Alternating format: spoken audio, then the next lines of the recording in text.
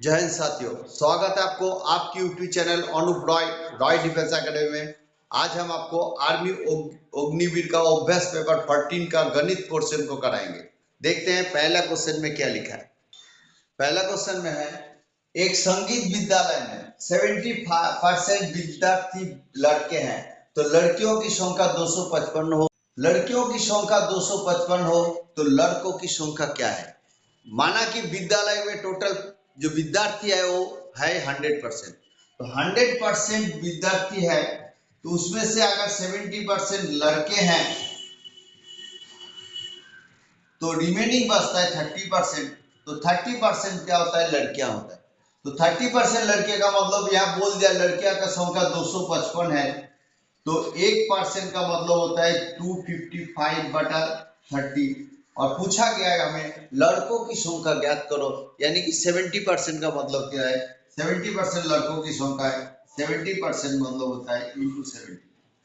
इसके साथ इसको काट दिया, इसके साथ 3 8 24 8 रहता 3 3 5 15, यानी कि 85 इंटू 7 बराबर होता है 5 7 35 5 3 7 8 56 3 59 595। अगला है, वो बड़ी से बड़ी संख्या क्या है जिससे 30 से 53 और 99 को विभाजित करने पर एक समान शेषफल बचे। यानी कि 3 संख्या है और बड़ी से बड़ी संख्या मतलब होता है एचसीएफ। करना ये है, ये पहला संख्या, ये दूसरा संख्या, ये तीसरा संख्या। पहला संख्या है 30, दूसरा संख्या है 53 और तीसरा संख्या है 99। पूछा गया है एक समान शेषफल बचे, यानी कि समान शेषफल माना कि x बचे तो क्या x है तो 30 माइनस x करेंगे और 53 से भी x करेंगे और 99 से भी x माइनस करेंगे। फिर दूसरे संख्या से पहली संख्या घटाएंगे, फिर 3 नंबर संख्या से दूसरे संख्या घटाएंगे, उसके बाद उनका जो भी रिजल्ट होगा उसका एचसीएफ करेंगे। देखो 53 minus x minus 30 minus x, इसको करने से होता है 53 minus X minus 30 plus X, यानी कि x से x काट जाएगा, इसके साथ इसको माइनस करेंगे तो 23। और अगला संख्या है 99 minus X, 99 minus X minus 53 minus X equal to होता है 99 minus X plus 53 plus X minus 53 plus X, यानी कि एक्स के साथ ये एक्स काट जाएगा, रिजल्ट होगा इसके साथ इसको माइनस करेंगे तो ये 3 6 हो जाएगा 46। तो अभी क्या बचता है 23 और 46। तो एचसीएफ करना है किसका, 46 का और 23 का।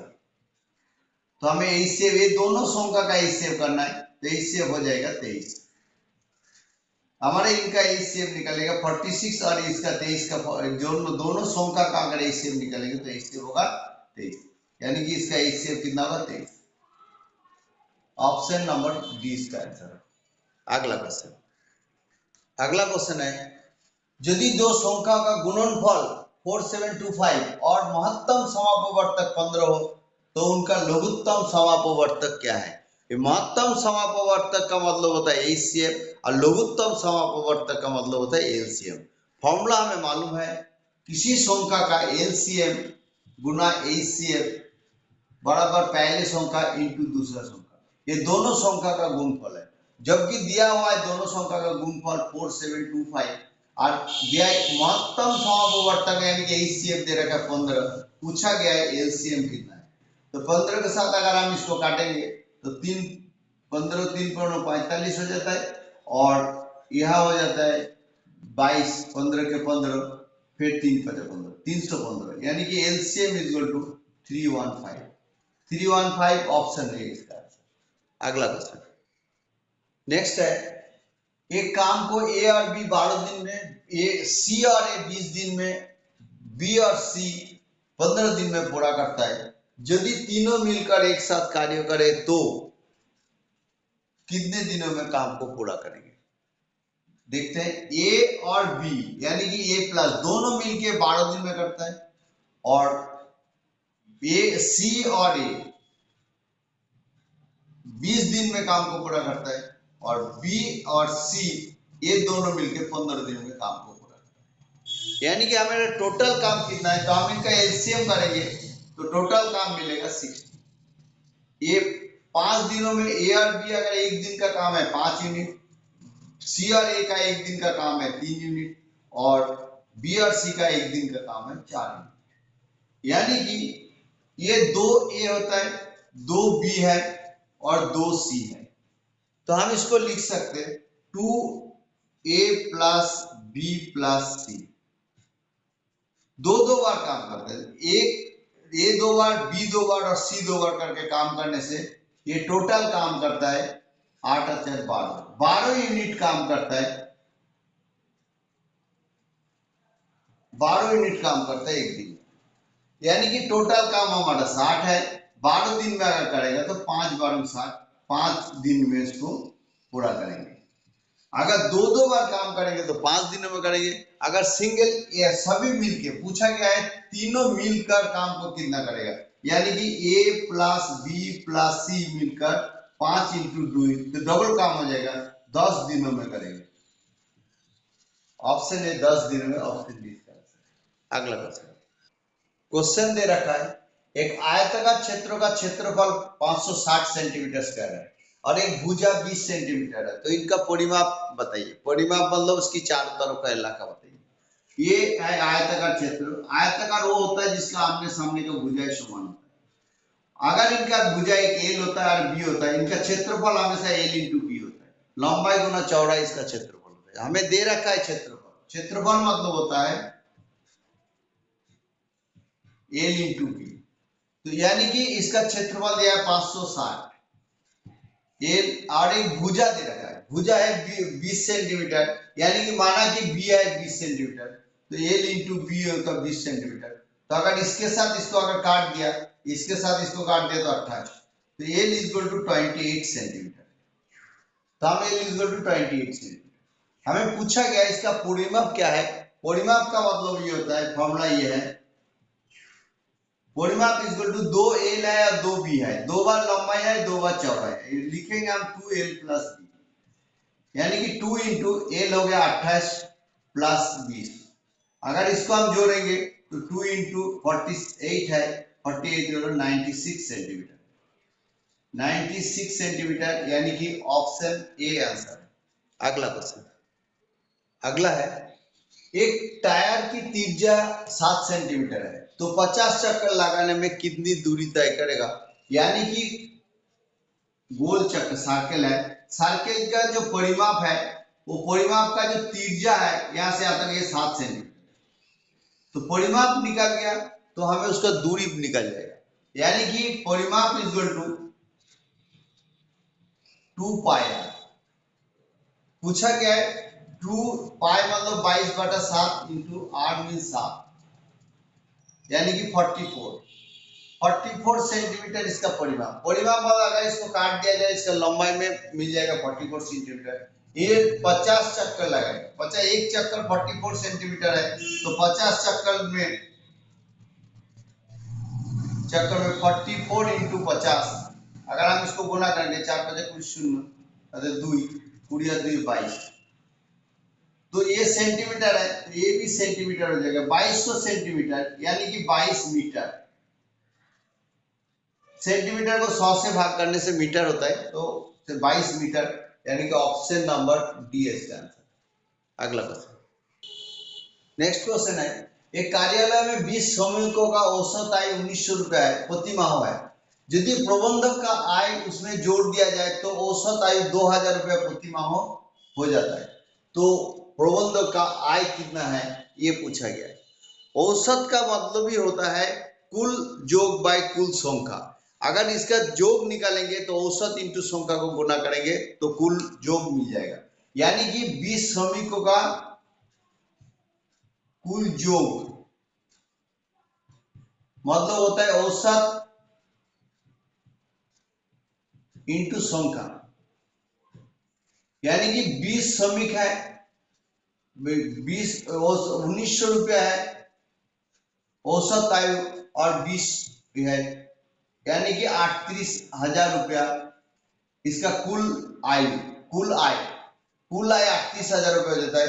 और दोबारा प्रबंधक अगर इनमें शामिल हो जाता है तो इनकी प्रबंधक शामिल होने से इसका बढ़ जाता है 21 आदमी हो जाता है और रुपया भी 2,000 हो जाता है।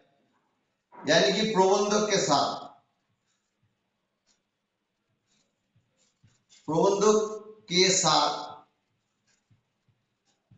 कुल जोड़,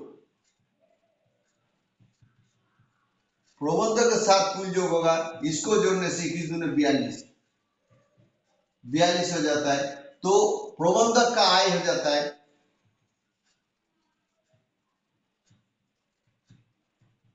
आय इक्वल टू 42,000 माइनस 38,000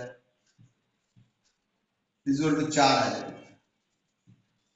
प्रबंधक का आय हो जाता है 4,000। ऑप्शन डी इसका आंसर। अगला क्वेश्चन नेक्स्ट है, 1 मीटर लंबे तार का बने वृत्तों का क्षेत्रफल ज्ञात कीजिए। तार का लंबाई 1 मीटर, ये तार का लंबा है, इससे बना जो वृत्त है और उसकी जो क्षेत्रफल है, क्षेत्रफल वाला टाइम निकाले, इसका क्षेत्रफल क्या है। तो हमें पहले इसकी परिधि दे रखा है, इस तार से अगर हम इसको बनाएंगे तो इसका परिधि दे रखा है। परिधि है, परिधि मतलब होता है तार क्षेत्रफल, लंबे तार का क्षेत्रफल कहते हैं। तो परिधि है 1 metre. 1 metre 1 metre means 100 centimetre. 1 metre का मतलब होता है 100 सेंटीमीटर। अगर परिधि का जो फॉर्मूला है 2 पाई आर बराबर 100 सेंटीमीटर, 2 इंटू पाई मतलब 22/7 into r equal to 100 centimetre. तो अगर हम इसको करेंगे 22 दूनी 44, आर इक्वल टू 100 इंटू 7/44। अगर हम इसको काटेंगे 22 दूनी 44 और इसको काटेंगे तो 50 और ये हो जाता है 5 7 35 और एक काट जाएगा 11 दूनी 22, 25 दूनी 50, 7 को 175, 175/11। अभी इसका क्या निकाला आर, आर इक्वल टू हो गया 175/11, यहां से यहां तक आर। आर का मान हमें निकल गया। पूछा क्या इसका क्षेत्रफल कितना। क्षेत्रफल का जो फॉर्मूला है, क्षेत्रफल equal to pi r square. Pi मान 22/7 इंटू आर मतलब होता है 175/11, इसका स्क्वायर मतलब अगेन 175/11। अभी हमें इसको काट पीट करना है। इसको काटने के लिए 11 दूनी 22, यहाँ 2 हो जाता है और 7 से 175 काटता है, इसके साथ 11 और 175 15 काटता नहीं है, लेकिन 7 से काट जाता है। 7 25 150 यानी 25 दूनी 50, 50 इंटू 175/11, 50 इंटू 175/11 यानी कि हम इसको बोलेंगे 18750/11, यानी कि इसको अगर तोड़ने से इसका आंसर निकल जाता है 795.45। 795.45 क्षेत्रफल है, तो इसीलिए इसका होगा सेंटीमीटर स्क्वायर। इसका ऑप्शन है इसका आंसर है। अगला क्वेश्चन नेक्स्ट क्वेश्चन है, एक वृत्ताकार बेलन का ऊंचाई 15 सेंटीमीटर, आधार का की त्रिज्या 7 सेंटीमीटर है, तो उसका आयतन ज्ञात कीजिए, यानी कि वॉल्यूम बताइए। तो बेलन जो होता है उसका शेप है इस तरह की, ये चोंग बोलता है। ये 2 वृत्त है और इसके ऊंचाई h है। h का मतलब हाइट इसका 15 सेंटीमीटर है और ये r है, r का मतलब दे दिया 7 सेंटीमीटर। तो बेलन का आयतन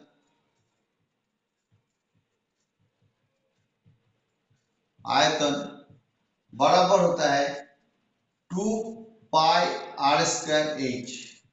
ये इसका फॉर्मूला, ये फॉर्मूला को आपको याद करना होगा। बेलन का आयतन, तो बेलन का आयतन पता करने के लिए 2 इंटू 22/7 इंटू आर मतलब 7 इंटू 7 और h मतलब 15, इसके साथ इसको काट देंगे तो 22 दुगुना होता है 44 इंटू ये 44 होता है, 7 पढ़ो 105 होता है, इसके साथ इसको गुना करेगा, 44 के साथ 105 गुना करेंगे तो हमारा हो जाएगा 2310 सेंटीमीटर। ये आयतन है इसलिए क्यूब होगा, सेंटीमीटर 2310। ऑप्शन सी इसका आंसर होगा। अगला क्वेश्चन नेक्स्ट 2 क्वेश्चन अगला क्वेश्चन है, वो छोटी सी संख्या ज्ञात कीजिए जिसे 175 से घटाने पर एक पूर्ण वर्ग संख्या होगा। यानी कि 175 से कोई संख्या घटाना पड़ेगा, कम से कम संख्या घटाना पड़ेगा ताकि आपका पूर्ण वर्ग संख्या होगा। तो हमें देखना पड़ेगा 175 के आसपास कौन सा वर्ग संख्या है। तो 12 का जो स्क्वायर है वो 144 है, 13 का स्क्वायर है 169 होता है, 13 का स्क्वायर जो है 169 होता है। तो 169 अगर घटाने की बात किया तो यहाँ से अगर 6 घटा देते हैं तो हो जाता है 169, 13 का वर्ग होता है। तो संख्या पूछा है तो यानी कि 6 इसका आंसर है। अगला क्वेश्चन इसमें भी दे रखा है, रिक्त स्थान पूर्ति कीजिए 39 41। तो यानी कि इसके साथ गैप 2 है, इसके साथ भी +2 का गैप है, इसके साथ +2 है, इसके साथ भी +2 होगा, यानी कि क्वेश्चन होगा 47। नेक्स्ट क्वेश्चन, एक वृत्त का त्रिज्या 28 मीटर है तो इसका क्षेत्रफल ज्ञात कीजिए। त्रिज्या मीन्स ये वृत्त है, यहाँ से केंद्र से परिधि की ओर जो लाइन है इसको त्रिज्या बोलते हैं, ये 28 मीटर है। पूछा गया इसका क्षेत्रफल कितना है। क्षेत्रफल मतलब होता है एरिया, अंदर का जो एरिया है वो पूछा जाता है। इसका मतलब होता है पाई आर स्क्वायर। पाई मतलब 22/7, आर मतलब 28 × 28। इसके साथ इसको काट देंगे तो 4 होगा, यानी कि 44 4 से बड़े 88 × 28, यानी इसका मतलब 2464। इसको गुना करने से एरिया मीटर स्क्वायर में होता है। एक वस्तु को 68,000 रुपए में बेचने पर 75% हानि हुई, 75% हानि। 10% प्रॉफिट मतलब 110 होता है, 10% लॉस मतलब 90 रुपए होता है। यानी कि उसको कॉस्ट प्राइस निकालेंगे और सेलिंग प्राइस निकालेंगे। तो कॉस्ट प्राइस उसका 100 रुपया है तो 25 रुपये उसको सेलिंग प्राइस है, तभी उसका 75 रुपया हानि होता है। यानी हमें निकालना इसका क्रय मूल्य कितना था, तो हम लिखेंगे 25 रुपया का सेलिंग प्राइस है। तो कॉस्ट पूछा गया क्रय मूल्य कितना है, तो कॉस्ट प्राइस इसका कितना होगा, कॉस्ट प्राइस हो जाएगा 100 रुपये। 25 रुपये इसका सेलिंग प्राइस है तो इसका कॉस्ट प्राइस 100 रुपये होगा, 1 रुपया होगा तो 100/25 होगा। और पूछा गया 68,6,800 रुपया है तो इसका होगा 100/25 × 6,800 रुपये। इसके साथ इसको काटेंगे 4 से गुना करेंगे, 4 8 32 से 2 3, 4 से 24 25 26 27 00, यानी कि 27,200 रुपया इसकी कॉस्ट प्राइस है। 27,000 रुपया को 200 रुपया इसका इधर हुआ, 27,200। ऑप्शन नंबर डी इसका आंसर। मैंने ये जो चैप्टर है 13 नंबर चैप्टर का सभी क्वेश्चन को करा दिया। अगर मेरा वीडियो अच्छा लगता है तो लाइक करना, सब्सक्राइब करना और शेयर भी कर देना। Thank you and have a nice day.